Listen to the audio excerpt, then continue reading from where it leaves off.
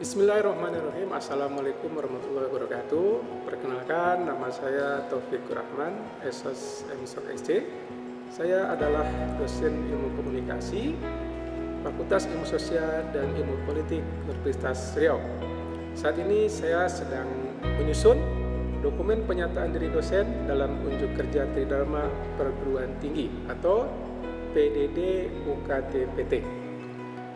Saya merupakan lulusan S1 dari Universitas Islam Negeri Sunan Jati Bandung, kemudian melanjutkan studi master di Universitas Kebangsaan Malaysia. Saat ini saya mengampu mata kuliah jurnalisme televisi dan radio. Mata kuliah ini merupakan mata kuliah dengan kode SKJ 3101 dan bobot 2 SKS. Mata kuliah ini merupakan mata kuliah wajib yang mengemban 3 CPL. Yang pertama, CPL S2 menjunjung tinggi nilai kemanusiaan dalam menjalankan tugas berdasarkan agama, moral, dan etika. CPL KK1 mampu memproduksi isi pesan untuk berbagai tujuan komunikasi menggunakan berbagai jenis saluran komunikasi yang bermanfaat bagi masyarakat dan sesuai dengan norma hukum, norma sosial, dan etika yang berlaku. Yang ketiga, CPL KK12 mampu mengaplikasikan teknologi komunikasi, informasi, dan fotografi untuk mengoptimalkan praktek jurnalistik. Selanjutnya, capaian pembelajaran mata kuliah ini adalah sebagai berikut. CPMK 1, mahasiswa memiliki moral, etika, dan kepribadian dalam menyelesaikan tugas. Mengikuti proses belajar terkait dengan mata kuliah jurnalisme televisi dan radio. Kemudian CPMK 2, mahasiswa dapat mengetahui sejarah jurnalisme TV dan radio. CPMK 3, mahasiswa mampu memahami berbagai perbedaan media yang ada dan manajemen operasionalnya. CPMK 4, mahasiswa mampu menghasilkan produk jurnalistik berupa berita dan mengunggahnya pada akun media sosial masing-masing dan di website berita. Selanjutnya, CPMK 5, mahasiswa mampu memahami etika dan prinsip jurnalisme, televisi, dan radio. Mata kuliah ini dibagi ke dalam beberapa pertemuan yang jumlahnya mencapai 14 pertemuan. Kemudian ditambah 2 pertemuan lagi merupakan ujian tengah semester dan ujian akhir semester. Selanjutnya, pembelajaran mata kuliah ini menggunakan kurikulum OBE dengan mengaplikasikan PJBL, sehingga mahasiswa di samping akan mendapatkan pengalaman belajar yang interaktif, pengalaman pembelajaran yang berpusat pada mahasiswa juga didorong untuk menghasilkan sebuah produk, yaitu karya jurnalistik, televisi, dan radio. Asesmen, yaitu basis penilaian untuk mata kuliah ini terdiri dari beberapa aspek. Yang pertama, basis evaluasi penilaian aktivitas partisipatif. Pada basis ini terdiri dari beberapa komponen. Yang pertama, komponen instrumen penilaian keaktifan yang dinilai dari beberapa dimensi. Pertama, keaktifan bertanya. Kedua, keaktifan menjawab. Ketiga, keaktifan memberikan pendapat. Dan keempat, kehadiran tepat waktu. Yang kedua, instrumen penilaian presentasi yang terdiri dari organisasi, isi, dan gaya presentasi. Kemudian yang ketiga, instrumen penilaian progress analysis project. Karena perkuliahan ini dilaksanakan dengan kurikulum OBE PJBL. Untuk dimensi ini, mahasiswa akan dinilai dari 4 dimensi. Yang pertama, perencanaan proyek. Yang kedua, sosialisasi proyek. Yang ketiga, pembagian kerja dalam proyek. Dan keempat, pelaksanaan proyek. Kemudian yang kedua adalah basis evaluasi kognitif. Aspek-aspek penilaian pada basis ini terdiri dari 4 dimensi. Yang pertama, tugas dengan presentasi 10%, kemudian UTS 15%, UAS 25%, dan PJBL 50%. Bismillahirrahmanirrahim. Assalamualaikum warahmatullahi wabarakatuh. Waalaikumsalam warahmatullahi wabarakatuh. Salam sejahtera buat kita semua. Syukur kita sampaikan kepada Tuhan Yang Maha Esa pada kesempatan ini kita bisa hadir di kelas ini untuk melanjutkan pembelajaran kita, dan pada hari ini kita sudah sampai ke pertemuan yang ketiga. Sesuai dengan RPS yang sudah diberikan, pertemuan ketiga adalah fenomena jurnalistik TV dan radio. Jadi sebenarnya tema ini adalah tema yang sangat familiar dengan kehidupan kita sebagai mahasiswa, ya. Karena kita akan selalu beraktivitas dan berhubungan dengan jurnalistik. Hampir sama, cuma ada beda. Nah itulah, pada program ini kita akan menjelaskan sedikit apa beda antara aktivitas jurnalistik dengan aktivitas yang sering kita lakukan, terutama mahasiswa-mahasiswa tingkat akhir, ya. Mereka yang mendapatkan tugas melakukan riset itu nanti akan melakukan kegiatan pengumpulan data, dan itu juga ada di dalam kegiatan jurnalistik, ya. Tujuan pembelajaran hari ini ada 3, ya. Jadi mahasiswa nanti akan diberikan satu pemahaman terkait dengan jurnalistik, ya, yang mencakup beberapa aspek, ya, mulai dari pengertiannya apa, kemudian elemen-elemennya, fungsi, ruang lingkup, dan kurir. Nah, ya, itu yang pertama, tujuan yang pertama. Nah, kemudian tujuan yang kedua adalah mengidentifikasi, ya, atau memahami perbedaan karakteristik jurnalistik televisi dan radio, ya. Dan terakhir adalah memahami produksi jurnalistik TV dan radio yang mencakup, jadi produksi kedua jurnalistik ini ada 2, ya. Ada pra produksi, produksi, dan pasca produksi. Itulah tujuan pembelajaran kita hari ini. Baik, sampai sini sudah bisa dipahami, ya. Sama. Saya berharap, ya, ketiga tujuan ini bisa kita capai pada pertemuan ketiga dan ketiga. Berawal dari definisi. Nah, seperti yang bisa harus saya saksikan di dalam PPT yang sudah saya siapkan, ya. Jadi kalau kita membaca literatur, kita akan menemukan definisi jurnalistik yang berbagai, banyak sekali, ya. Kenapa? Ya karena memang jurnalistik itu salah satu kajian yang menarik perhatian banyak para peneliti, para ilmuwan, sehingga mereka merasa tertarik, ya, untuk mengkajinya, dan dalam rangka mengkaji itu mereka membangun, mengkonstruk pengertian jurnalistik. Tetapi singkat kata, ya, apapun pengertian yang mereka kembangkan, ada suatu benang merah yang bisa kita ambil. Nah, inti jurnalistik itu apa? Komunikasi. Nah, itu, ya, profesor sekalian, ya. Maka kenapa mata kuliah ini ada di jurusan ilmu komunikasi? Karena inti dari jurnalistik itu adalah komunikasi. Nah, ya. Jadi rumah besarnya adalah komunikasi. Cuma apa yang menjadi karakteristik yang khas di dalam jurnalistik? Nah, jadi mengkomunikasikan suatu peristiwa, ya. Jadi wartawan itu sebenarnya bekerja untuk apa? Mengkomunikasikan peristiwa, ya. Lalu apa lagi? Di samping peristiwa juga mengkomunikasikan gagasan. Nah, gagasan yang aktual. Intinya adalah komunikasi. Kedua, ada alat. Nah, alat di sini maksudnya adalah media publik. Nah, berarti sini menunjukkan apa ya? Ya, jurnalistik adalah relasi antara komunikator, kita ambil komunikasi dulu, ya. Komunikator, komunikan, dan media. Ya. Yang pertama apa? Kebenaran. Nah, ini harus digarisbawahi, ya.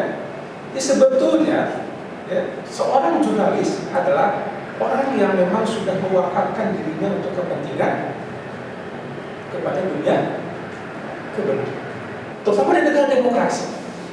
Ya, di negara demokrasi penting adanya media sebagai apa? Sebagai pelaksana fungsi pengawasan. Coba Anda bayangkan, kalau media tidak ada yang berani memberitakan kasus korupsi, apa yang terjadi? kesewenang. Korupsi menjadi satu hal yang wajar, satu hal yang biasa. Kenapa? Karena tidak ada ya berita yang menyorotinya.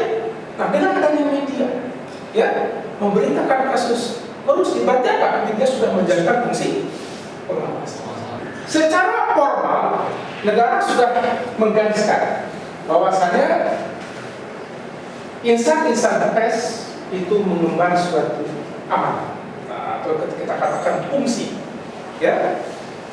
Tadi sudah saya singgung kan, seorang wartawan ketika mengkomunikasikan suatu peristiwa, suatu berita, sebetulnya itu sedang menjalankan fungsi informasi, ya, sedang menginformasikan tentang suatu peristiwa kepada warga negara.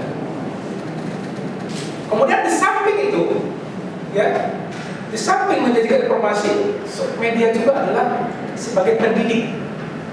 Jadi informasinya apa? Informasi yang mendidik tentunya. Kan kalau hanya sebatas informasi, mungkin terjadi bisa kebablasan. Bisa saja media terjebak kepada apa misalnya, kepada mohon kepada pornografi.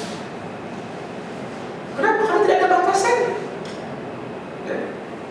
Seperti kata orang Melayu, bisa saja konten-konten lucah begitu mudah bertebaran di media. Ya. Maka negara membatasi. To info dibatasi dengan to educate. Ya. Artinya apa? Informasi yang mendidik. Kalau tidak mendidik, artinya apa? Berarti sudah berasa. Ya. Bahkan diatur lebih tegas lagi, nanti ada pedoman penyiaran, ya, pedoman isi siar ada ya, diatur oleh peraturan KPI. Yang kedua itu entertain. Nah, ya, untuk menghibur, dan terakhir untuk melakukan kontrol sosial. Nah, sebenarnya undang-undang ini bisa dikatakan mengadopsi elemen-elemen jurnalistik yang sudah saya jelaskan, ya, cuma dibikin lebih ringkas. Ya. Oke, lanjut. Nah, lalu bagaimana proses produksi jurnalistik ini? Nah, ya, apakah itu jurnalistik televisi atau radio? Pada umumnya sama. Ya, yang namanya proses produksi itu berangkat dari peliputan. Nah, ya. Di sini seorang wartawan mencari dan mengumpulkan dari berbagai sumber. Nah, itulah tadi saya katakan kenapa materi ini erat kaitannya dengan aktivitas kita sebagai mahasiswa. Ketika kita meneliti, kita juga perlu untuk mengumpulkan informasi. Artinya apa? Berarti kita harus mengaplikasikan teknik-teknik tertentu. Ya, begitu juga dengan wartawan. Dia juga mesti mengaplikasikan teknik-teknik tertentu. Ya, cuma tujuannya yang berbeda. Nah, itu ya. Kalau wartawan meliput, mencari data, tujuannya apa? Untuk mengkomunikasikan peristiwa.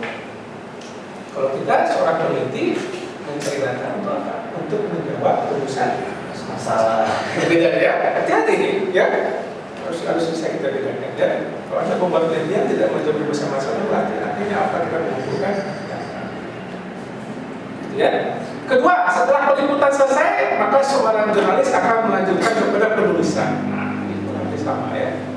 Kita menarasikan.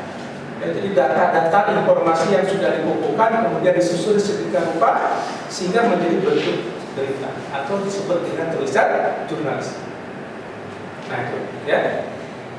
Kemudian penyuntingan, editing. Nah, jadi pada tahap ini setelah narasi ditulis, ya, tahap berikutnya adalah penyempurnaan. Nah, setiap media punya standar, punya style, punya gaya, ya, tulisan-tulisan jurnalistik. Secara umum, mungkin para mahasiswa pernah dengar istilah yang media terbalik. Pernah ya? Nah, ini gaya umum, gitu kan? Artinya apa? Tulisan-tulisan jurnalistik itu harus berangkat dari poin-poin utama atau poin-poin yang dianggap penting. Semakin ke bawah, semakin tidak menjadi penting. Nah, ya. Sehingga apa? Ini untuk apa? Untuk memudahkan proses apa itu? Editing. Nah, jadi ketika disusun sedemikian rupa, ketika naskah terlalu panjang, maka editor dengan mudah untuk menghilangkan sebagian paragraf. Menghilangkannya dari mana? Ya, dari bawah. gitu kan? Karena di bawah sudah tidak lagi berisi informasi-informasi yang dianggap tertentu. Nah, ya. Kemudian berikutnya publikasi dan penyiaran. Nah, ya. Di dalam itu semua ada fotografi dan video dan jurnalistik, ya, dokumen-dokumen visual, ya, untuk mendukung narasi suatu berita. Nah, ini semua dilakukan melalui manajemen redaksi, di mana seorang manajer atau seorang redaktur, atau kita menyebut atau seorang editor atau pimpinan redaksi, ya, mengorganisasikan sumber daya. Supaya apa? Supaya bisa melakukan poin-poin kegiatan tersebut, yang mulai dari peliputan, tulisan, media, ya, publikasi, ya. Dan terakhir adalah etika dan hukum pers. Ya, penting etika dan hukum pers itu supaya apa? Seorang jurnalis tidak berusaha dengan hukum. Ketika melaksanakan fungsi itu info, itu editing, itu entertainment, itu sosial kantor. Nah, ya. Nah, inilah di Indonesia kita sudah Dewan Pers sudah menerbitkan melalui keputusan Dewan Pers nomor 3, ya, yang diterbitkan tahun 2006, sudah merumuskan apa yang disebut dengan kode etik jurnalistik yang banyak sekali. Silakan dibaca saja nanti, ya. Ada 11 poin, ya. Nah, ini jadi artinya adalah aturan yang mengikat insan-insan jurnalis atau insan pers atau insan-insan media. Tadi sudah hampir sama, ya. Karena memang ini ditarik dari elemen-elemen jurnalistik. Ya, bersikap independen, ya, kemudian harus profesional, ya, kemudian menguji informasi dan seterusnya. Nah, ini adalah kode etik yang sifatnya formal dan mengikat, ya, karena diterbitkan melalui keputusan Dewan Pers, ya. Lebih lengkapnya adalah nomor 03 SK DP 3 garis miring. Nah, sekarang kita masuk ke jurnalistik televisi dan radio. Nah, jadi kedua jurnalisme ini berbeda. Ya, kenapa? Ya, karena masing-masing memiliki karakteristik yang khas. Jurnalistik televisi seperti bisa dilihat, kasih dilihat di pada slide ini, ya. Proses peliputan, pengolahan, penyampaian informasi atau berita kepada halayak. Ini pembedanya adalah formatnya. Sesuai dengan namanya, kan, formatnya yang berbeda.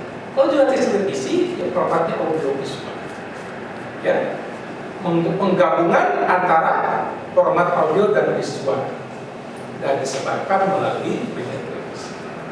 Nah, sedangkan radio, nah, ya, suatu berita, suatu gagasan misalnya yang disampaikan melalui suara. Itulah kekuatannya, ya. Kekuatan kata, intonasi, dan bunyi-bunyi lainnya untuk apa? Supaya ada imajinasi di pikiran halayak sebagai pendengar, ya. Maka kenapa, ya, seorang penyiar radio itu dituntut untuk memiliki keterampilan, ya, keterampilan menggunakan intonasi, ya, itu penting untuk menampilkan imajinasi. Ya, karena tidak ada lagi cara lain. Tidak dengan televisi, ya, bisa menggunakan visualisasi. Nah, inilah perbandingannya, ya, di antara kedua jurnalistik ini, ya. Sebelum ditutup, saya ingin mendapatkan feedback dari Pak Mahasiswa sekalian untuk memberikan ulasan terkait dengan materi yang sudah saya sampaikan. Kira-kira siapa yang bersini? Membahas, ya. Siapa namanya? Fikri. Oh, Fikri. Oke, Fikri. Saya berikan Anda kesempatan pertama untuk boleh mengulas, bahkan boleh mengomentar, ya, materi yang sudah saya berikan. Silakan. Oh, bisa ke depan biar lebih jelas suaranya, ya. Baik, sebelumnya perkenalkan, nama saya Fikri Rashid. Di sini saya akan sedikit mengulas apa yang sudah disampaikan oleh Pak Taufik terkait perkuliahan kita pada kesempatan kali ini tentang jurnalisme TV dan radio. Sebelumnya, tadi di awal juga Pak Taufik sudah menjelaskan bahwa salah satu tujuan pembelajaran itu untuk memahami pengertian, elemen, fungsi, ruang lingkup dan juga kode etik dari jurnalistik. Terus selanjutnya juga tadi Pak Taufik sudah menjelaskan bahwa definisi jurnalistik itu merupakan mengkomunikasikan suatu peristiwa atau gagasan yang aktual melalui media publik. Tentu dalam mengkomunikasikan itu ada beberapa elemen yang disampaikan. Ada 10 elemen tadi. Yang pertama itu kebenaran, bahwa seorang jurnalis itu harus memberitakan hal yang benar gitu. Selanjutnya itu loyalty to citizen, artinya kepentingan publik. Tadi Pak Taufik juga menjelaskan bahwa seorang jurnalis itu harus mengutamakan kepentingan publik, bukan kepentingan individu atau perusahaan. Selanjutnya itu poin ketiga itu verifikasi, artinya mengecek kembali atau menguji kembali data yang sudah diambil, apakah itu sebuah kebenaran atau ada kekeliruan di dalamnya. Dan selanjutnya itu ada independen, artinya jurnalis itu berdiri sendiri, tidak ada membawa kepentingan-kepentingan yang lain. Dan selanjutnya itu ada watchdog atau pengawas kekuasaan, bahwa jurnalis itu melihat atau mengawas jika terjadi kesalahan terhadap proses pemerintah gitu. Tadi disampaikan juga bahwa contohnya itu sebagai korupsi, jika tidak ada pengawas seperti media berita, maka dianggap sebagai hal yang biasa tadi kan. Selanjutnya itu juga jurnalis atau jurnalistik itu menjadi sebuah forum publik, artinya bahwa tadi disampaikan sebelumnya jurnalis itu membawa kepentingan publik. Selanjutnya itu poin ketujuh itu berita disampaikan secara menarik, artinya berita tidak hanya sekedar narasi, tentu harus dipikirkan bagaimana caranya memikat atau menarik pembaca gitu untuk tetap stay di berita tersebut dan dibaca sampai selesai. Selanjutnya itu juga informasi diberikan secara berimbang dan menyeluruh. Poin selanjutnya juga disampaikan bahwa wartawan atau jurnalis itu harus bertindak berdasarkan warning profesional. Ini menyangkut dari poin sebelumnya itu bahwa tidak ada kepentingan yang dibawa, harus bersikap profesional, tidak mengutamakan kepentingan seseorang tapi kepentingan publik gitu. Artinya ada berita atau keresahan-keresahan yang memang itu penting untuk diberitakan. Yang selanjutnya terakhir itu masyarakat atau warga dilibatkan dalam proses jurnalistik. Selanjutnya tadi Pak Taufik juga menyampaikan bahwa ada undang-undang yang mengatur, yaitu Undang-Undang Nomor 40 tahun 1999 yang mengatakan 4 poin. Yang pertama itu menyajikan informasi, yang kedua itu mendidik, yang ketiga itu menghibur, dan yang terakhir itu kontrol sosial. Tadi juga Pak Taufik menyampaikan ruang lingkup kegiatan jurnalistik itu terdapat peliputan, penulisan, penyuntingan, publikasi dan penyiaran. Yang masuk di dalamnya itu fotografi dan videografi, dan manajemen redaksi, dan yang terakhir etika dan hukum pers. Artinya berita-berita yang disampaikan oleh jurnalis itu harus berlandaskan pada etika dan hukum pers. Mungkin itu yang dapat saya sampaikan, Pak. Terima kasih. Assalamualaikum warahmatullahi wabarakatuh.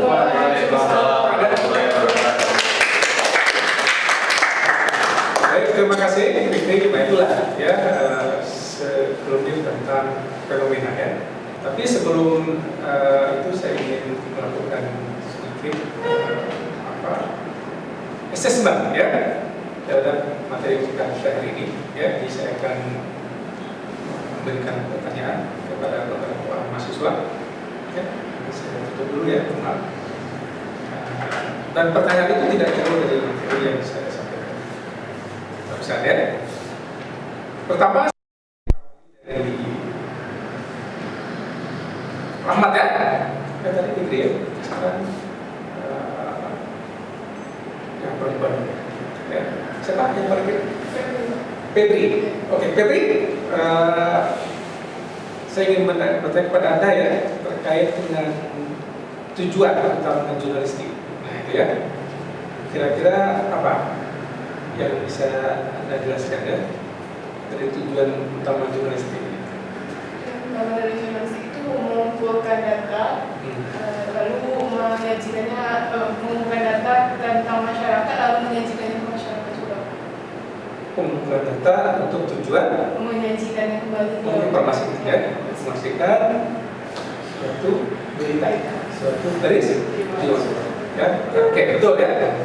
Kemudian berikutnya Rahmat ya. Rahmat, mana di antara pilihan-pilihan ini yang merupakan kode etik jurnalistik, tapi yang tidak boleh dilakukan? Itu ya. Saya bacakan ya. Yang pertama, menerima suap. Kedua, menggunakan footage. Ketiga, melakukan live report. Dan terakhir, mewawancarai narasumber. Yang pertama Pak, Apa itu? menerima suap. Menerima suap, betul ya. Jadi artinya menerima suap adalah suatu perbuatan yang tidak sesuai dengan kode etik. Pelanggaran terhadap kode etik nanti ada sanksi, ya, bisa diberhentikan, ya, secara tidak hormat, ya, sehingga tidak bisa lagi bertugas sebagai seorang bisa jurnalis, bisa editor. Ya, karena nanti ada di program berikutnya akan kita lanjutkan ke materi tentang proses produksi, ya, mulai dari peliputan sampai kepada pasca produksi, ya. Siapa yang berikut? Febri. Oke, Febri, saya ingin bertanya kepada Anda ya terkait dengan tujuan utama jurnalistik. Nah itu ya, kira-kira apa yang bisa Anda jelaskan ya dari tujuan utama jurnalistik? Utama dari jurnalistik itu mengumpulkan data, lalu menyajikannya, mengumpulkan data tentang masyarakat, lalu menyajikannya ke masyarakat juga. Pengumpulan data untuk tujuan Menyajikannya kembali ke menginformasikan suatu berita, suatu garis ya. Oke, betul ya. Kemudian berikutnya Rahmat ya. Rahmat, mana di antara pilihan-pilihan ini yang merupakan kode etik jurnalistik tapi yang tidak boleh dilakukan? Itu ya. Saya bacakan ya. Yang pertama, menerima suap. Kedua, menggunakan footage. Ketiga, melakukan live report. Dan terakhir, mewawancarai narasumber. Yang pertama Pak, Apa itu? menerima suap. Menerima suap, betul ya. Jadi artinya menerima suap adalah suatu perbuatan yang tidak sesuai dengan kode etik. Pelanggaran terhadap kode etik nanti ada sanksi, ya, bisa diberhentikan, ya, secara tidak hormat, ya, sehingga tidak bisa lagi bertugas sebagai seorang bisa jurnalis, bisa editor. Ya, karena nanti ada di program berikutnya akan kita lanjutkan ke materi tentang proses produksi, ya, mulai dari peliputan sampai kepada pasca produksi, ya. Nah itulah saya mengumpulkan beberapa siswa saja, ya. Baik, Bapak Ibu sekalian, sebelum ditutup, jadi melalui pertemuan ini kita menerapkan suatu pemahaman baru, suatu wawasan baru, ya, terkait dengan fenomena jurnalistik. Ya, jadi jurnalistik itu ada dua, ya, secara garis besar ya, itu radio dan televisi. Bahkan di sekarang menjadi sekarang kita mengenal istilah media convergence. Apa itu? Jadi media itu bertemu, ya, menyatu sehingga dengan satu media kita bisa menikmati segala bentuk sajian media, bisa audio, bisa visual, dua-duanya dengan handphone. Itu seperti dengan era perkawinan untuk penyatuan dengan media yang portable, kita bisa menikmati berbagai bentuk karya jurnalistik. Ya, baik, terima kasih atas perhatiannya. Sampai bertemu kembali di pertemuan yang berikutnya, pertemuan atau pertemuan yang depan. Saya Feli.